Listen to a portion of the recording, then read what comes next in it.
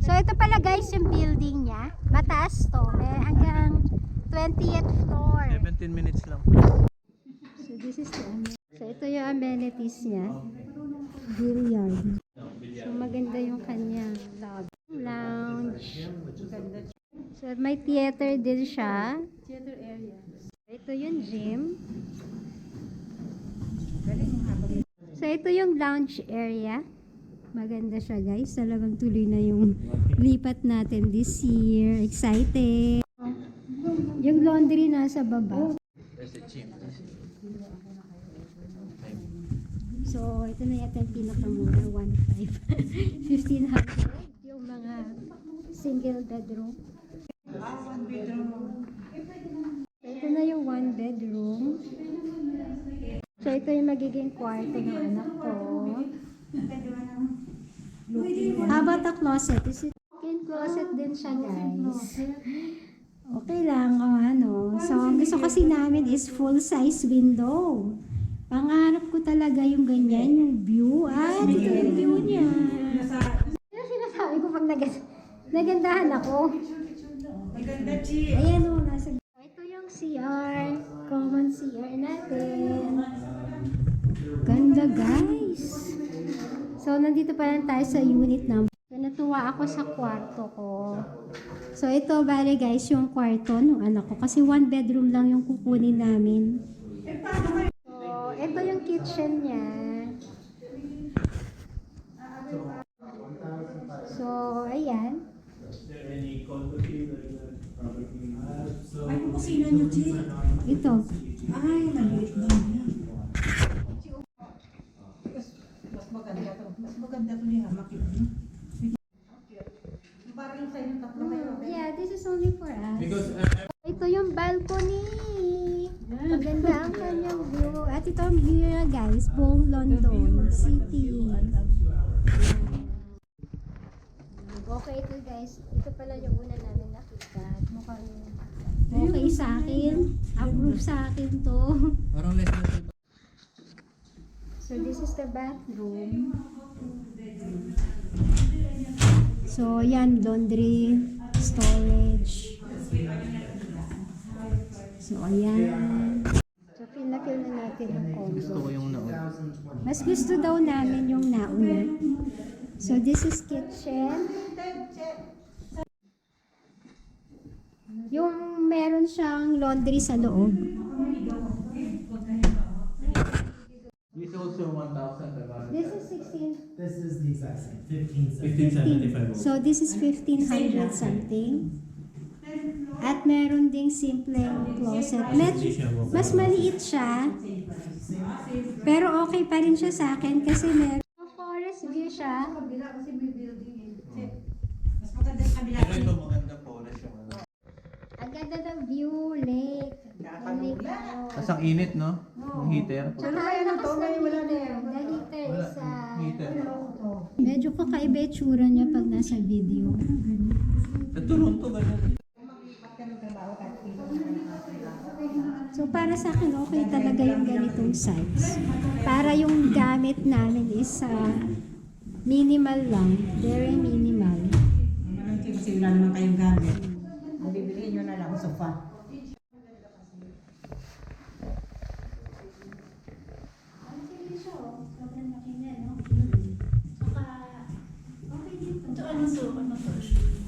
Ito na may closet. Ito ano to?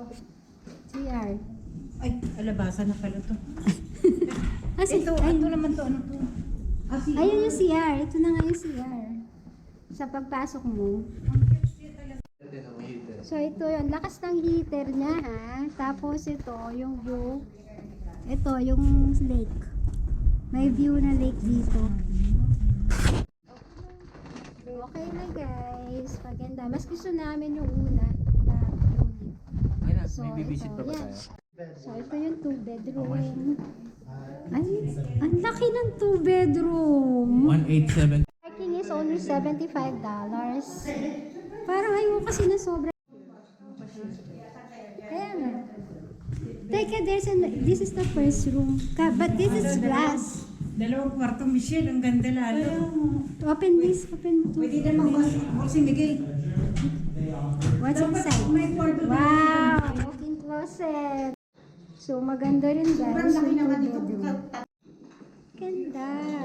So, ito yung bathroom. At ito yung bedroom number 2. Naku, pang vlog na talaga tong kwarto natin.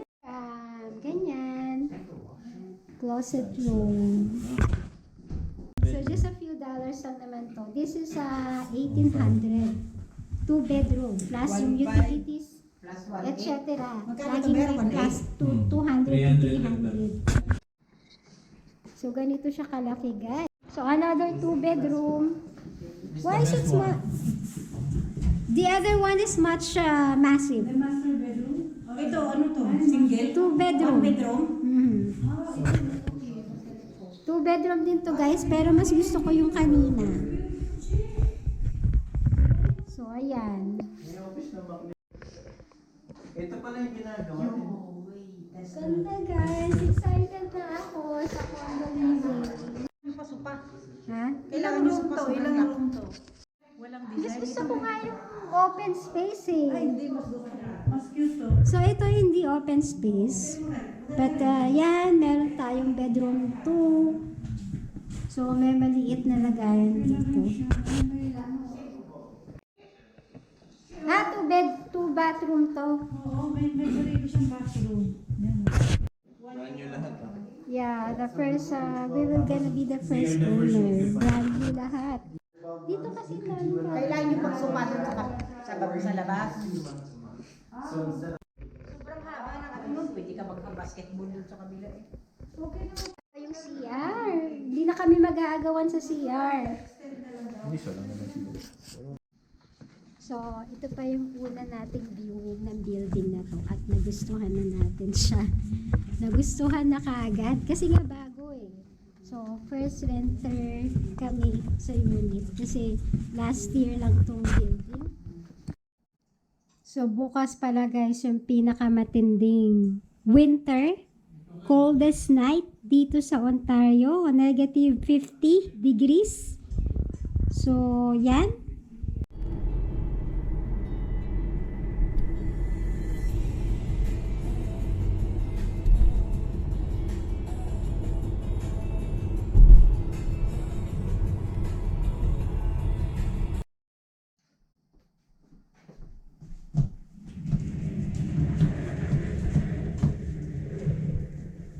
Ito na yung modern city. Hindi ko sure kung ito na yung old Montreal. So basta lakad lang kami ng lakad papuntang Basilica. So nandito na tayo. Welcome to Basilica. Kagaya siya sa Notre Dame of Paris. So ayan siya guys. Masarap maglakad dito pag summer. At least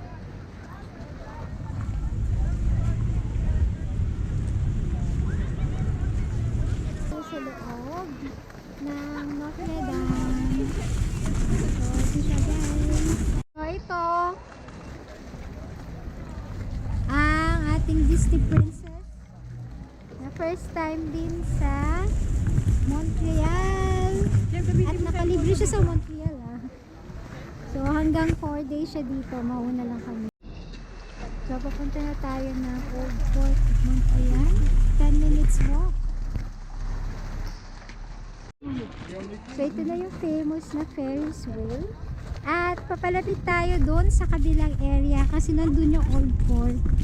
Maganda siya, lalo na dito pag gabi. So, naglakad kami. Nakastay kami sa Hotel Chrome. Mga 15 minutes walk from here. So, ito yung ilog niya. Wait. Ito na ating Disney princess.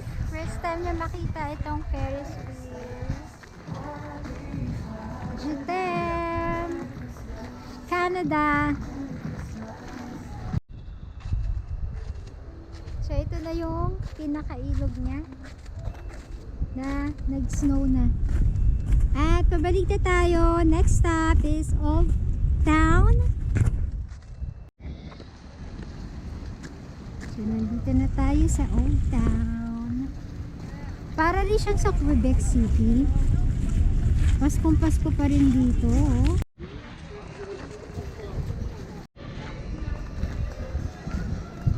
Agad na dito pag gabi. So, check-in time natin is 4 PM pero tinatawad pa tayong bumalik sa hotel. So, pasok muna tayo sa ating paboritong gift shop. Ay, type ko to. Paglagayan ng passport to, guys. Ganda. At ito din. How much? $12. So, same ito dun sa nabili ko before. So, ito is Montreal.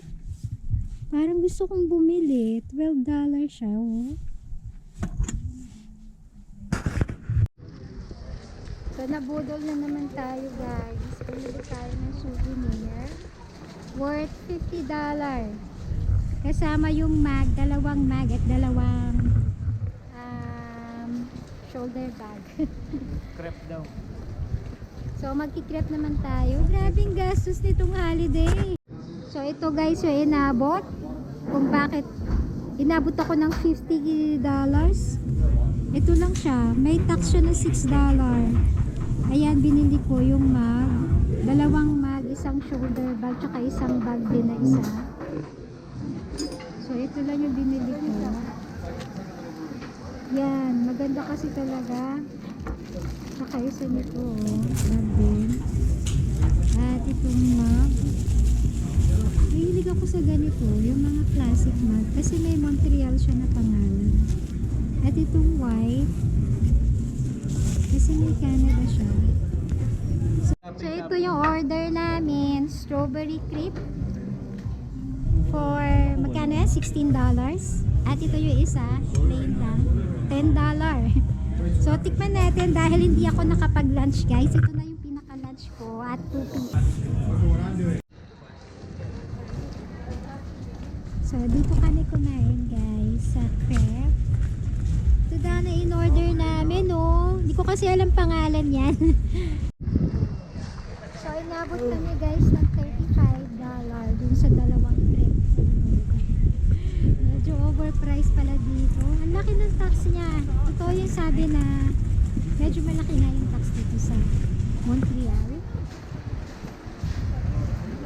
At ang gaganda ng mga shops niya. Ayoko na pumasok sa gift shop. Last na yun. Kota na talaga ako, napakagastos ng weekend natin. Hindi pala weekend, holiday, December. Napakagastos ng month na to talaga. Ang dami kasi dito.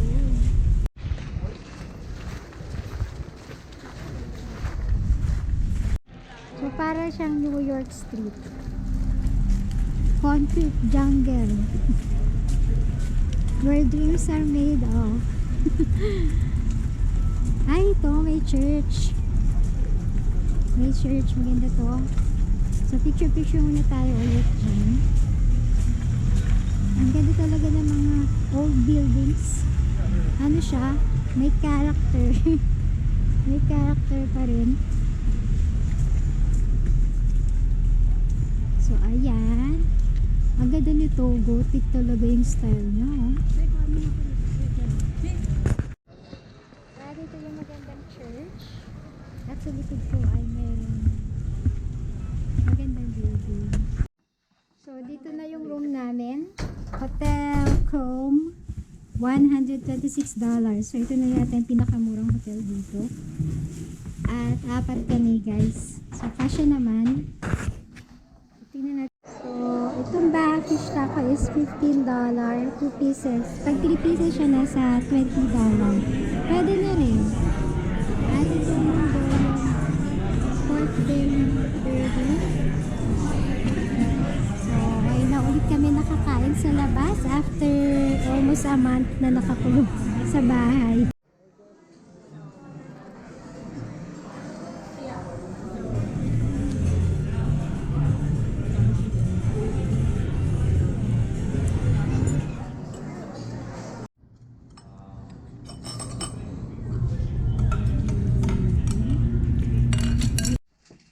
So, nandito na tayo sa hotel dahil goodbye Canada na tayo bukas. Babalik na sila sa Pinas.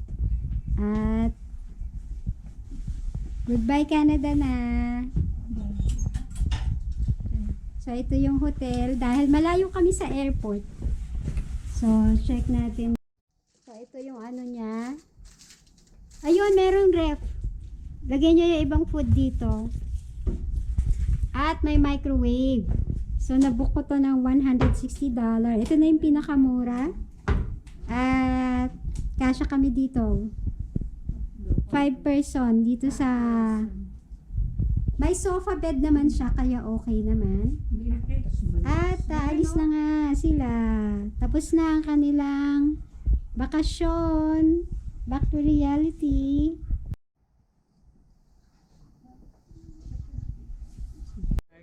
So, eto na naman tayo guys. Dahil over baggage na naman sila.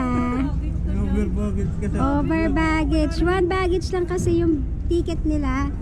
At na-realize nila. Nakakahiya. Walang over dyan. Oo, konti. Ayan. So, kailangan nila magtapon ng maraming gamit dito sa airport. Dahil ang maleta nila ay 7 kilos. Maleta pa lang 7 kilos na, hindi kasama laman. At maganda yung oras ng flight, hindi delayed. So, yan, Korean Airline. Wala ganong tao dito. Ito yung laman niya. Ay, uuwi na sila. Nakakalungkot. So, goodbye Canada. So, masyado kami maaga guys dito sa airport.